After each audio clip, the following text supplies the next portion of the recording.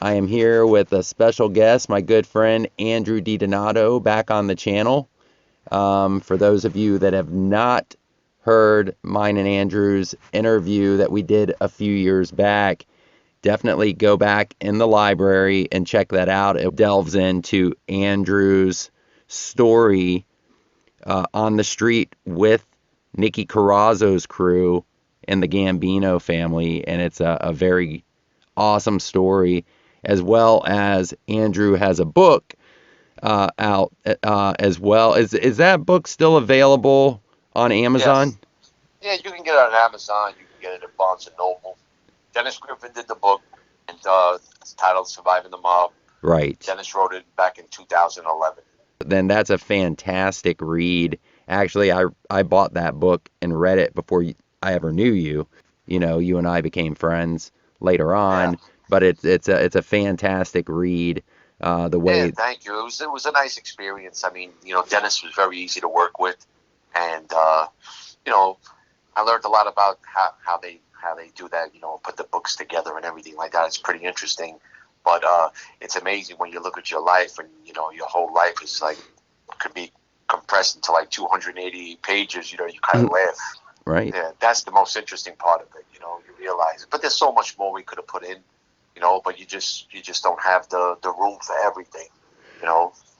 Yeah, it would have to be a bit surreal to be able to sit back and decipher, what makes the book and what doesn't. But obviously, there's a lot that goes into that, like you said, that has to be analyzed of what the would be, attention grabbing from the audience perspective too, but Yeah, exactly. stays on Because point with the story. yeah, especially you want to stick to what people are looking when they look for the genre of book. They're looking for certain things that happen within your life, and they're just trying to see some of the experiences that you went through. So you just try to share them as best that you can, as as it was. And and Dennis was really good at that. And then you go to a lot of the court cases and stuff of that nature.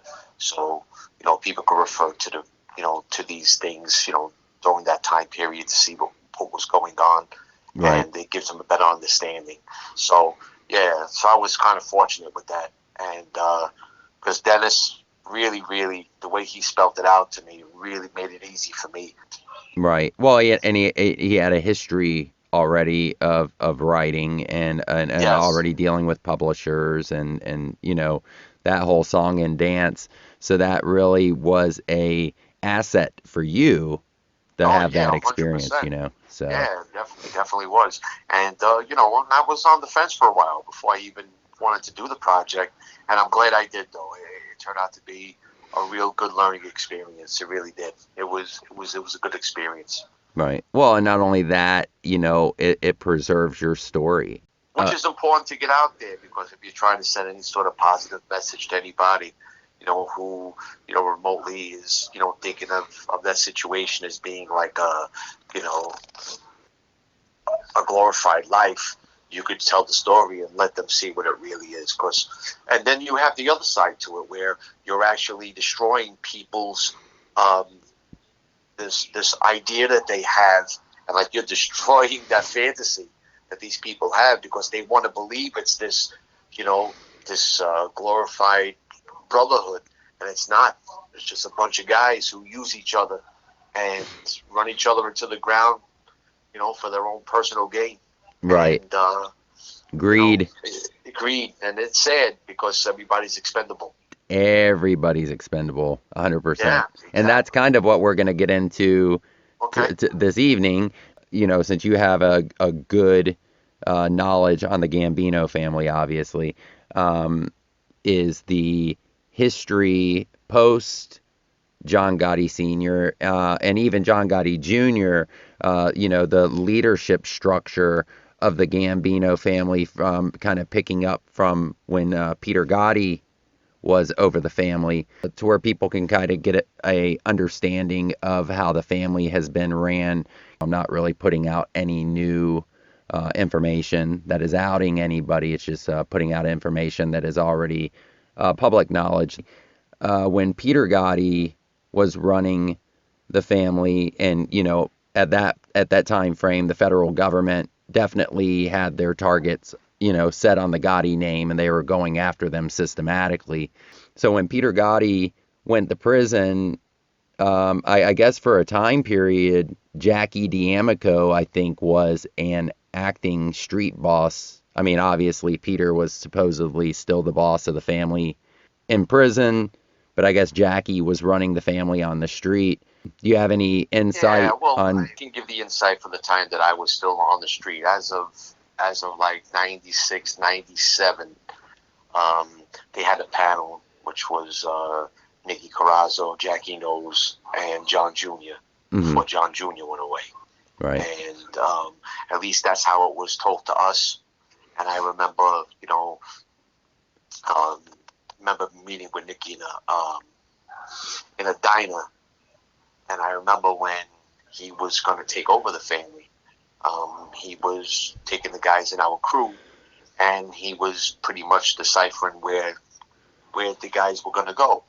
So, he was going to dismantle us and put us with various guys in the family, because once you become a boss, you can't have a crew anymore, because then it becomes politics. You can't, because then it's favoritism. Right. So once you become a boss, you got one or two guys, and then everybody else goes to other captains and made guys in the family.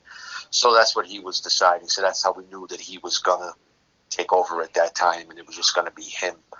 But for a while, it was based with the notion that if you had a structure of a panel, law enforcement wouldn't know who to target. If you had multiple guys doing it, it would take the heat off. So One that's what guy. they were doing it for, to try to alleviate the heat for the guy who was actually, running the day-to-day family activities. So, and then they also do that it's a political thing, just to make sure that until everybody, states who they think should actually be the boss. It's a nice way to go into the transition nicely without, feeling like you're just trying to take the family over. And really, of those three individuals, I mean, obviously, Nicky Carrazzo would have been the most. Well, he was the most qualified for that job. 100%. This guy was in character 24/7, and he had a good reputation with other guys from different families. He's been around a long time in the street, and and he had a good knowledge of the life. So, and he was very cunning, very, very sharp guy, really, really. And so he definitely was, and he had the boss's mentality. Right. He had definite boss's mentality. So when he was going to take the reins, he fell into a little bit of bad luck, because once he took over, I think he had like a 3-week run, a 2-week run, and then he got arrested that December. Right. And so they took him right, and then he got caught in that Florida case, and then he went away. All of us started getting indicted in court. Wasn't the Florida case, didn't Anthony Ruggiano Jr. get caught up in that too? Yeah, Anthony Ruggiano or Lenny DiMaria. There was a few guys on that case. Right. And then that changed the structure of everything. That changed a lot, And then, of course, when Peter Gotti and those guys, afterwards, when Jackie Knows was still on the street, or whatever the case, so I believe Jackie was still on the street, that's when Peter and them were doing their thing, and then they got caught up in their case. Right. And that's what happens. They passed the torch because of indictments and because of heat and law enforcement pressure. So they're always trying to, like a shell game, you're just trying to protect the boss at all costs, or anybody who's calling the shots. So you have a lot of beard bosses. Benavides crew was very good with the beard bosses. And it was actually worked for a very long time, until it just became public knowledge, Right. But I think with the Gambino family, Frankie Callie, they're like, oh, he was the boss of the family, but I think he was just a street boss from what I've researched. I would venture to say that Frank Callie, may he rest in peace, I believe that he probably was a beard boss as well. When I knew of Frank Cali years ago, when Frank Cali, you know, used to work at a record store, I believe, on 18th Avenue in Bensonhurst. And, you know, he was around those guys over there, and they took a liking to him. And I guess, you know, his relationship and the things that he did, you know, got him to where he was before he passed. I never had no dealings with him personally. When I was in the street doing my stuff, I never seen him back then. Right. So, you know, Well, I guess, he's a Sicilian descent, so he was, I yeah, think he was around exactly. a lot of the Sicilians. Yeah, he was around Johnny Gambino and those guys, and Right. Lorenzo Menino, all of those guys from that end. When I was in Otisville back in '97, there was a few guys, because Lorenzo he went away, I believe, in '94 for a murder conspiracy. I think he got like a 15-year sentence, and so he was away. So it was a lot of guys that I knew that were friendly with him. I think Sammy testified against Lorenzo, or implicated him in a killing of Yeah, somebody. Right. Oliveira, I believe that's Yeah, what the guy's name was. Yeah, Francesco yeah, I remember the Olivier. case vaguely. But yeah, he did he did a big prison sentence, and those guys pretty much kept to themselves. I never really had no dealings with those guys at all. You know, a lot of the bigger bosses and guys in the family, like Mikey Scars and those guys, they probably touched on those guys. They were in the position to deal with everybody. They were Right. in a higher ranking position, so they were able to do that. Me, I was just, just part of a crew. I didn't have that knowledge of what they were doing. But for the most part, Dominic Sheffield was the acting boss at one. And They said that he was act like a beard boss for Peter Gotti at one time. I guess when Peter got sent up the road, and then at a certain point he actually became the official boss of the family. yeah, he became the official boss, and I would say, and like anything else, he was there. He's been around a long time, so you have the respect of the other families, and that's what's most important. Somebody who handles themselves real well. They have the respect of the other captains in the family and everything like that, and that's what they look for. And nowadays, who would want to be the boss? When you think about what's going on in the street today, and you see the way it is, what are you actually the boss of anymore? I kind of have to scratch my head because, when we were talking the other day about doing this, and I was, doing some leg work and seeing some of the guys whose names are still being, supposedly attached to the upper structure of the family. I mean, these are old timers. These are guys that have been These are around. guys like 80 or better, but when you think about it, these are the most qualified. So if they're still, got their faculties and they're still in the street and they're still whatever, like a guy like Dickie Carrazzo, or a guy like Lenny DiMaria, these guys came out of the womb gangsters. You know what I mean? Right. These guys were made for that life, so they're not going to stop unless, you know, for any other reason. If their health is still good. I Right. don't know what their health is or anything like that, but they're going to stop doing that, and they have the experience and the know-how. So guys are going to come to them and ask them, for advice and everything like that. So they're in the position to do that. But you also want a younger guy like a Lorenzo Menino, or a guy, who's up and coming and younger, who could actually be the figurehead for the public because he's out there. He's more entrenched in the street activity, where the old timers are sitting back. They paid their dues already. They don't have to worry about running out there and doing these things. So I think that's the protocol these days. Right. And then I would say that all these crews within crews, there's a lot of trust issues out there now. Guys don't trust their captains anymore. They don't trust the guys that they're answering to anymore. So if you got a bunch of guys who have been friends for better part of 40, 50 years, and they've been stealing together all of those times, what they're going to do is they're just going to stay amongst themselves. If they want any sort of longevity, that would be the way to go, Michael. Because, these days, you got bosses flipping. You got guys, you can't trust anybody anymore. So if you're going to be you're going to be in the street, you're still, going to be committing crimes. Who are you going to commit crimes with? You're going to commit crimes with guys you know your whole life who are track proven, and now they tell you got to answer to this captain, and you guys are going to be looking at each other like, okay, are we going to tell this guy that we actually did this? Like, now we got to trust this guy? That's pretty It is sad that sad. that's where the life is, It is sad.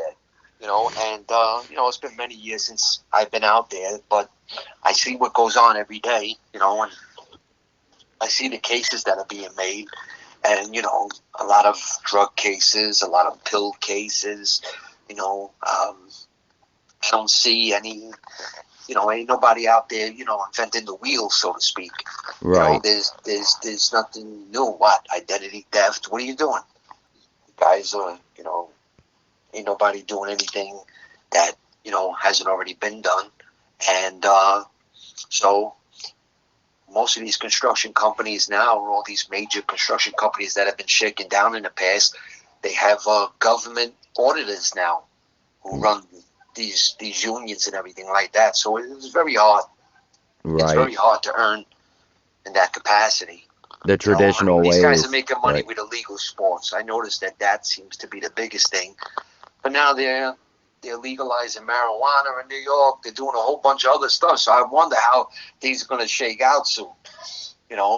Obviously, there's always going to be shylocking.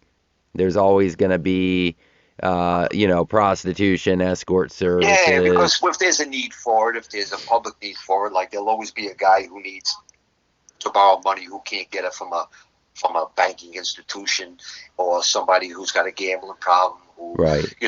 Can't go to a legalized gambling place and put the money down because his money's short, but he can go to the local bookmaker who will do it for him, and he doesn't have to put the money down. So those things will always be a vice, and those things will always be available to the public. Well, and another thing that Sammy, he has his YouTube channel now, and I try to catch it sometimes. And there was one segment that he did that he brought up where he kind of made a good point where a lot of these guys operating on the street now are operating smart. They're not committing murders.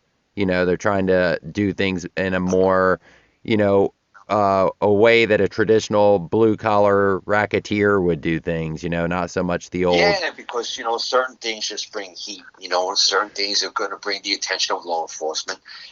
A lot of guys who have did, major, time in prison who are just getting home, or, they're only home a few years now, they want to get a little bit of a run. And, they don't want to be, putting themselves out there anymore. Some of these guys already paid their dues or whatever. And so I could see that happening for sure. Yeah, you don't see any of, like, I remember like in the late 80s and 90s, you seen, guys leaving bodies in the street all over the place. Right. You don't see that anymore. You don't see it. Maybe for it's a lack of, there are guys out there that are very capable of doing that. But let's face it, who's going to trust a guy now when they send you out to go do work? The guy who's sending you out to do work, you don't even trust him. 100%. It's a double-edged sword. It's definitely not what it used to be. And I feel bad for a guy who's out there trying to make a buck right now. At least that way. There's got to be some really lean times out there for guys. That's why it's better off to get a legitimate job. You'll last longer. Your money won't be as quick. But you know what? In the long run, you'll make more money because the lawyers are the only ones who make all the money. They get rich on everybody. And not only that, look, at the end of the day, the lawyers run the country. All the politicians are attorneys, Yeah.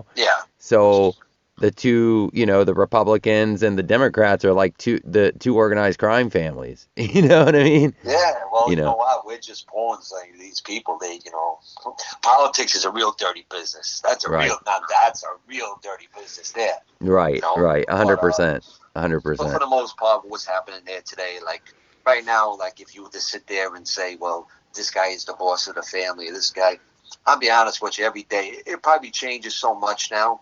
For whatever reason, like once law enforcement starts focusing on a guy or whatever, they're already starting to change it up. whatever it Right. may Well, and be. you brought up a good point. A lot of the families today probably do like the Genovese family did, where they have front bosses and different guys that carry the title randomly just to kind of throw off the FBI. Yeah, of course, because right now, look, if you were a boss, you would never ever want that position today, because you know that the minute law enforcement knows that you're running this, you're on an oxygen tank. He's coming at you, every day until they put you in prison.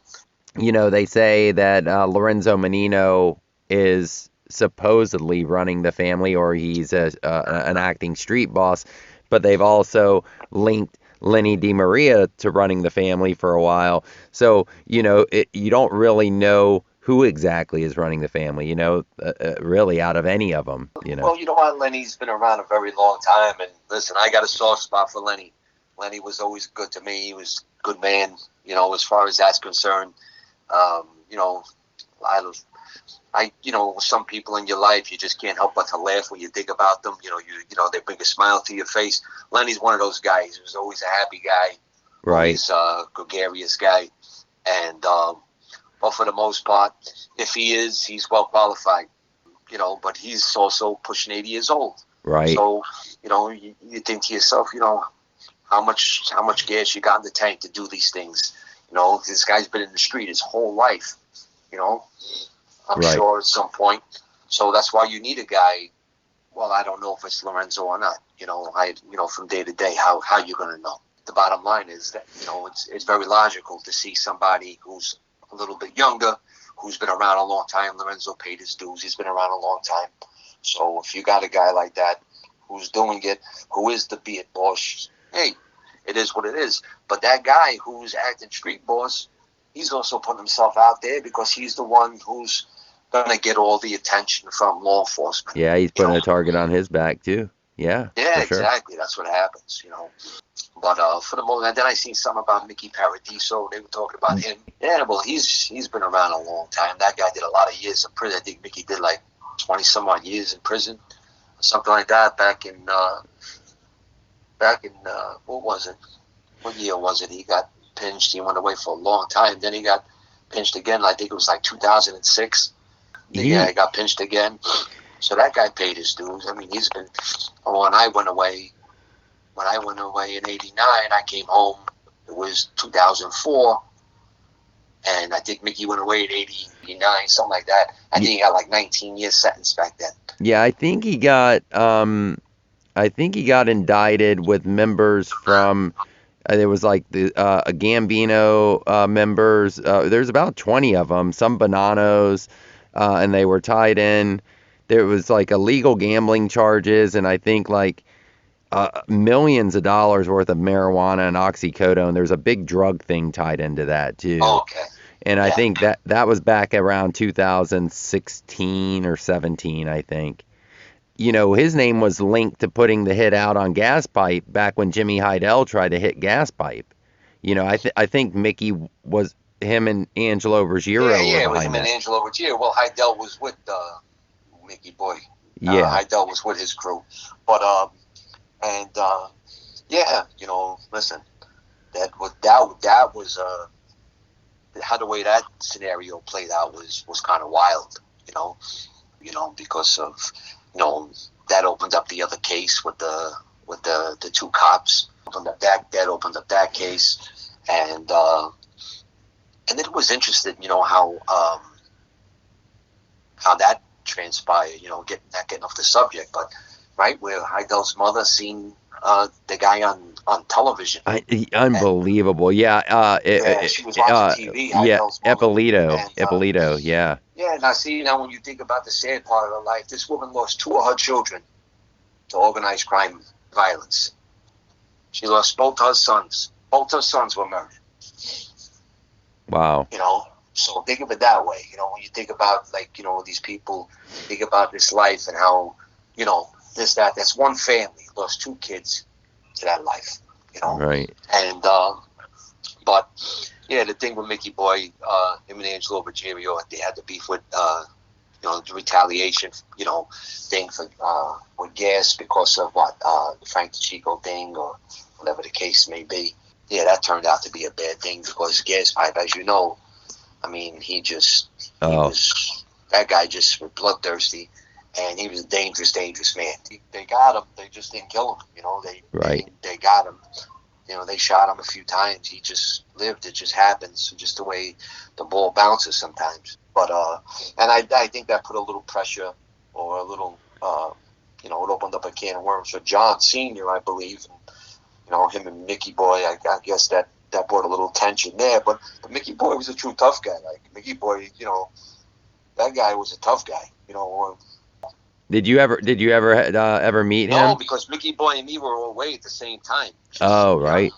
Yeah, I went away in '89. He went away in '89, and whatever. So I never. By the time he came home, he had a 19-year sentence. By the time he came home, I was on my second bid already. But if he's involved in the family structure at this point, I mean, he's another one that how old does he have to be now? He's got to be pushing the same age. He's got to be up there in age. He's got to be what? Well, let's see. Those guys, I think, 40. Hey, believe it or not, today's April 1st. I even think today's Lenny DiMaria's birthday, if I remember correctly. That's crazy. Well, yeah, he don't listen to YouTube, but if he does, then there you go. Yeah. No, today's his birthday. I don't know. It's been so many years. But Right. Yeah, but I would say Mickey Boy's got to be 80 years old. He's got to be. Wow. So you're talking about some real old timers here. Unless some of the guys that are coming home right now, if they're going to put guys in positions or whatever they're going to do, but it's never going to end. It's just going to be, guys trying to survive out there and do what they got to do and whatever, and it just got to morphosize into what's going on in society today. Is basically what it is. If they want to survive, it's got to change with the times. Right. Adapt.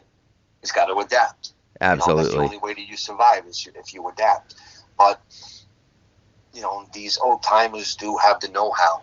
So if anybody's who remotely wants to survive in the street, listening to these guys, at least if you're going to be living that life, at least get your information from these guys who actually have paid their dues and been around forever.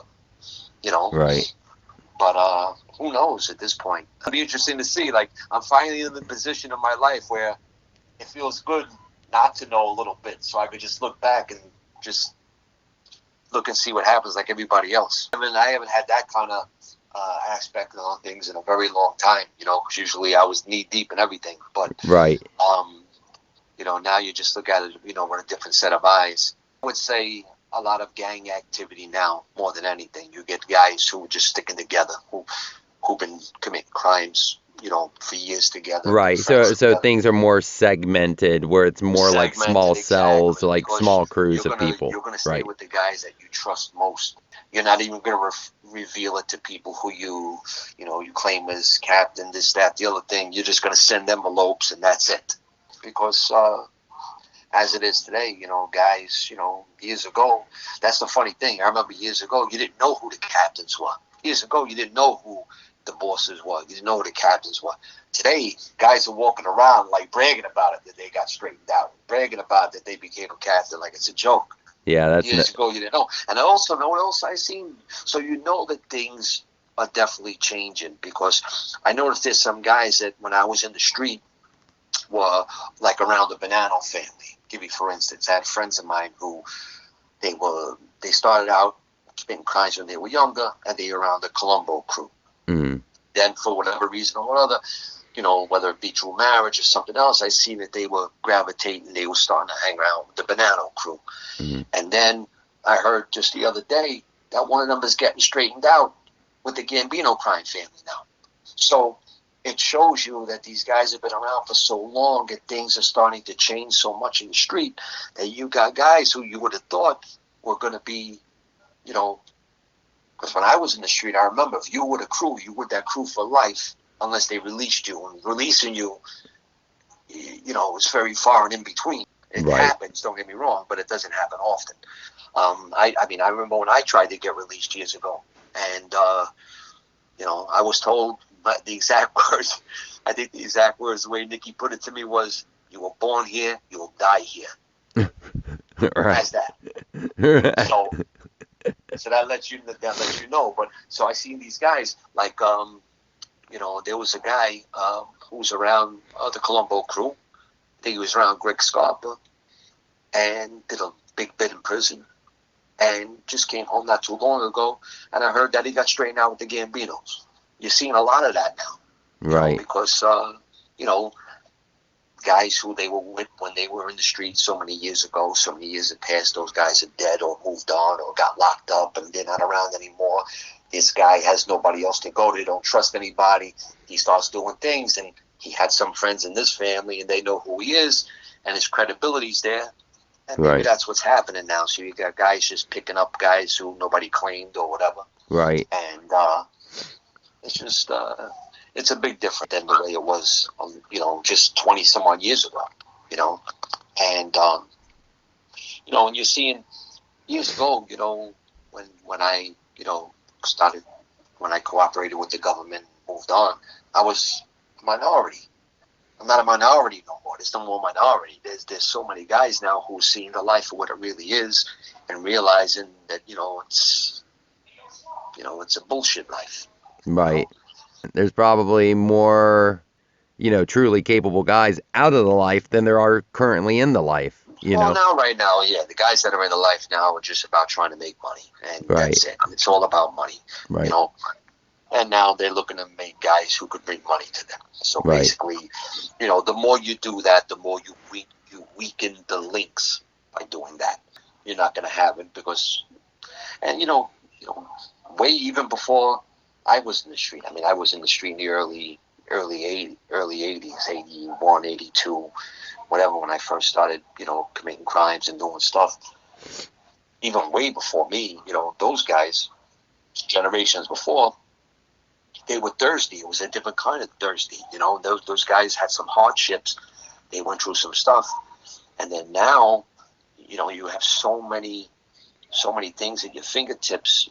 Just say a young guy, 17, 18 today, there's so many things that he could do legitimately to make big money. Why would you need to do that? But, yeah, well, you know what? Just like yourself, Mike, I'm going to sit back, I'm going to watch and see. And it always comes out. You read the newspaper, you see whatever. I just feel bad because there's a lot of guys that I know for a very, very long time. And, like I said, I've been out of the life for a little bit now. And I look at these guys and I shake my head saying, here they are, they're still banging. Right. I can't believe it. Like, it's so exhausting. And I can only imagine how tired they are. These guys, some of these guys I know that we're talking about, 80 years old, and you're still banging? Oh, my God. It's all they know, Exactly. All right, Andrew. So, all right, buddy. Interesting insight as always. I appreciate you, buddy. Yeah. You enjoy your night, buddy. We'll talk soon. I hope you feel better. Thank you. I appreciate it. I'm glad you're doing all my good. best to your family. All right, buddy. I'll talk to you soon.